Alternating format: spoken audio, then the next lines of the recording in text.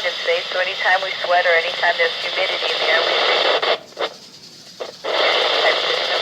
And then also, urine is recycled.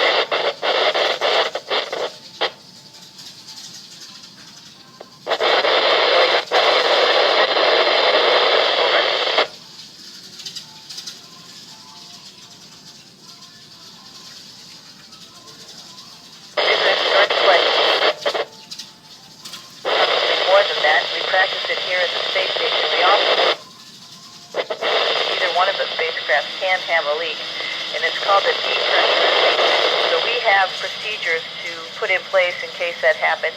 Essentially, what we would do is try to close the hatch and isolate the leak so that it didn't affect all of the station.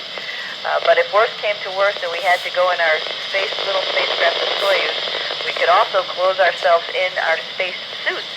And then come back if we had to depressurize our little spacecraft. So all of those measures all lead down to jumping in your space suit and closing the helmet and making sure you're safe. Over.